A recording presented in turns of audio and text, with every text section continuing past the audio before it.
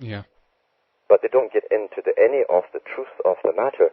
In the 1700s, you had the father of John Stuart Mill, who also was a British political economist. Mm-hmm. His son was too. They both wrote books on the economies.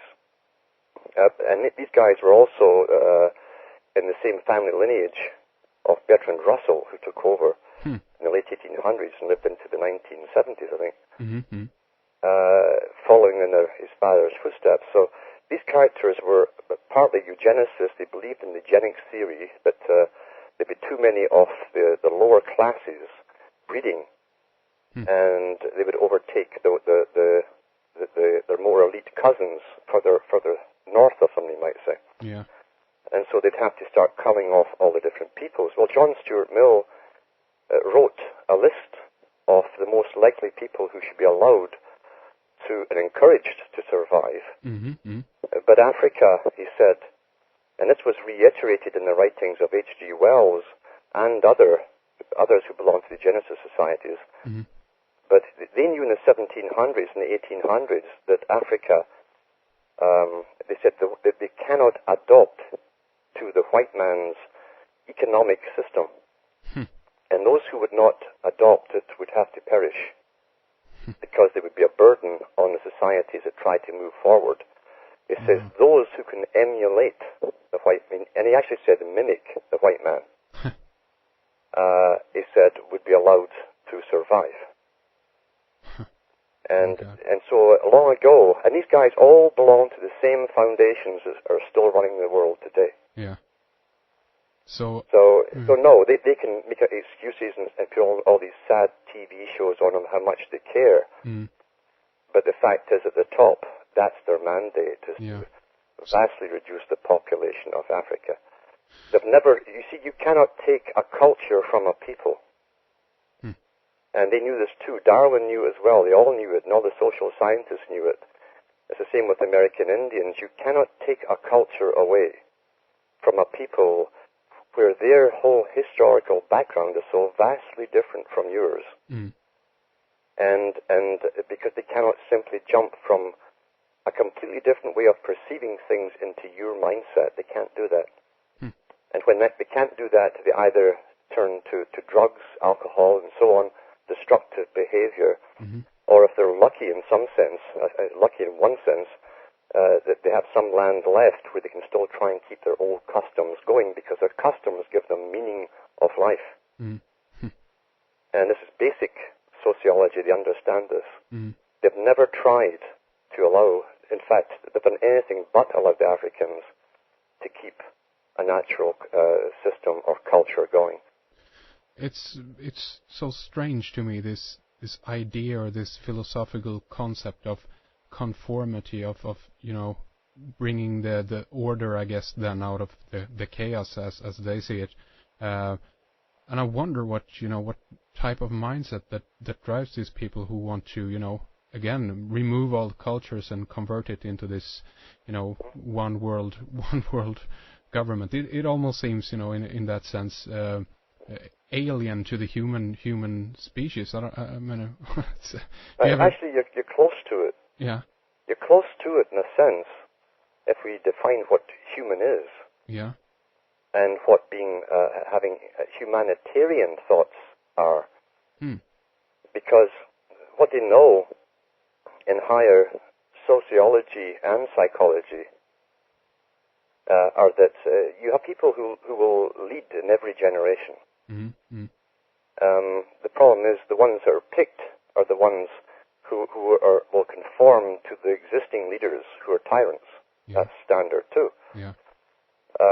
However, those who have the higher intellects and who are picked to help lead society, even though they have higher intellects in some areas, there's a price for that, and that's empathy for others. That's also acknowledged in all the big university books. Now, when you have people who got even further, and long before Darwin came out with his Origin of Species, Darwin's family, as I say, were already interbreeding. They were following their own belief before Darwin wrote the book. Yeah. Because the grandfather, his father, and Darwin himself only married wives from the Wedgwood family. And that wasn't just his family that were doing that. His own particular little class were doing that because they already had their inner religion. Yeah. Eugenics is only part of it. It's an ancient religion. It's actually taken from Hinduism. Very old Hinduism. Yeah, yeah.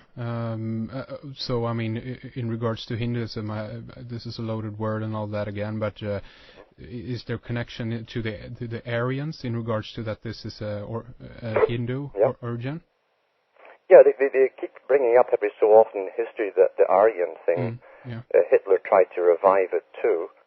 In fact, he sent teams over to India and Tibet as well, looking for the remnants of the old Aryan peoples. Sure. And Madame Blavatsky, that was put out there to help start the female side of Freemasonry. They call them side degrees, not real degrees, but side degrees. They put her out there. Well, her books were full of the same stuff on the Aryan people. And they were talking about the fifth Aryan race, meaning there were four before that, where society goes through massive changes. The unfit are killed off, and those who are fit to come through breeding and everything else will be allowed to come through. This is part of their philosophy. And in some sense, it seems like they have that philosophy in that sense has manifested, because there have been and is, I guess, I mean, there's no denying it, a ruling race in that sense, and that is the one who is currently in control, isn't that right? I'd say absolutely. Yeah. And I've seen the nicest people, as they talk to you, some of them who are well known, tell you in the nicest possible way why the world must start killing off the useless eaters, and they really believe it. Yeah.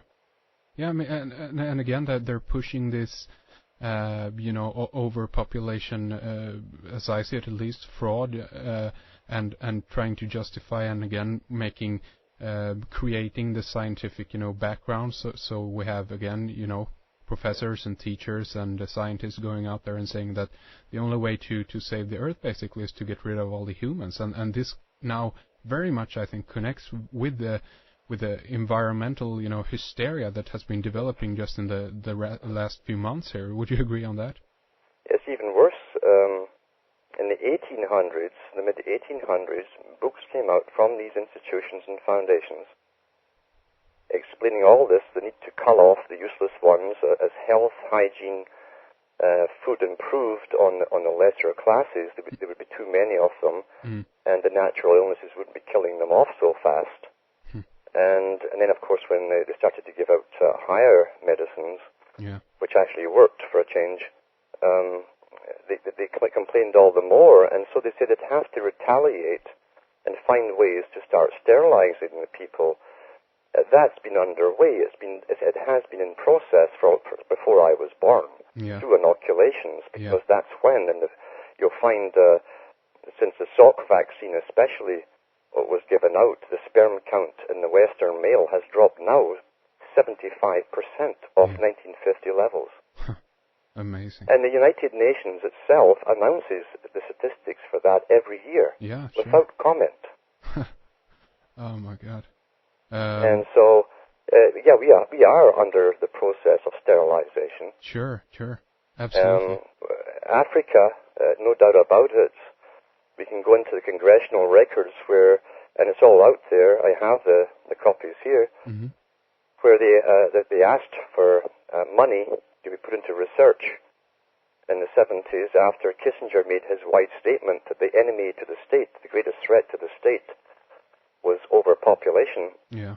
And funding went into various agencies to find a way to bring it down quickly. And they had a requisition to create a disease which would literally destroy the entire immune system of a victim, so that some simple thing which wouldn't normally even bother you would kill you. So with that, we are into the area of AIDS and HIV, I guess, right? Yeah. So I listened to a group of black doctors in the States talking about this, and And yeah, they knew. They came out openly and they discussed this amongst themselves about the homosexual problem. Definitely, it was rampant there. However, they had traced the first inoculations free given out by the World Health Organization, the Doctor Who of the United Nations, and they gave them out first in Haiti, free. Yeah. And now Haiti happened to be a paradise for homosexuals who went there for young boys. That was well known at the time. And they could rent them for a few cents. However, the UN then went into Africa, and they tracked these injections right across Africa, and the AIDS broke out right behind them, everywhere they went. Yeah. So, so this is, again, a conscious... You see, this is the amazing thing in this world. If you or I were pulled into a jury in law, a court of law, even if you had a suspect, and all the evidence points to the suspect did this, well, that's how you base your decisions, you come to your conclusions, and that's how the verdict is you come to arrive at, is the preponderance of evidence. We have this all over the place, not only with 9/11, yeah, sure, but also with the AIDS, etc. But we're not allowed to make an open legal conclusion. The hammer doesn't fall because it's the big boys themselves who are doing this. You see? Sure. But the preponderance of evidence always points to where your conclusion must lay until you have more facts or opposing facts. Yeah. But we do know, for instance, and this did come out here in Canada on the CBC television nationwide. I don't know how it got into the newscast. Mr. Mansbridge, he's the bridge to man, you see.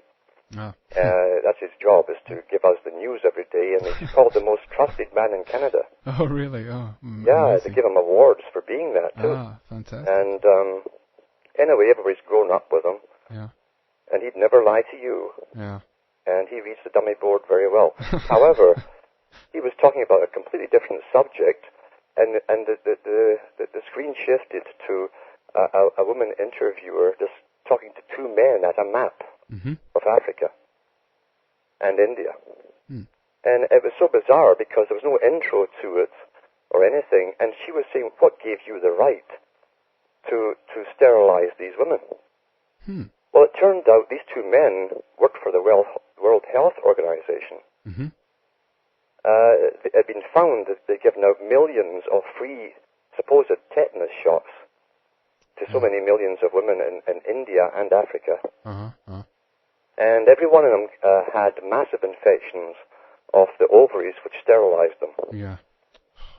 But these guys' attitude was typical of the bureaucracy of the United Nations, because these guys don't have to play politics. They know they're leading the world, they know what their real job is, and they were indignant and said, well, we have to do it, someone has to take care of this. Yeah. And I think that they actually believe this themselves, otherwise they wouldn't be there. I mean, it seems... I have talked to one of these people, personally. Yeah. It's a woman in Canada here, who comes from a very, very old family, very wealthy, internationalist, connected family. And she also was a school teacher, but a strange kind, because she's allowed to go away 6 months to China here and South America here for another 6 months or a year. And she's pushing and observing what's going on. And I met her outside a store. I said, how you doing? And she says, oh, yeah. And she forgets she's talking to me, because she thinks I'm one of them, I guess, because of what I know. And she prattled on about how wonderful it was in China and all the rest of it. She says, I really have to put reports in because of the way, she says, they handle their overpopulation problem. See, China, under the United Nations, is to be the model state for the whole world. We have to emulate them. Yeah. And the UN has declared that officially. Okay. And I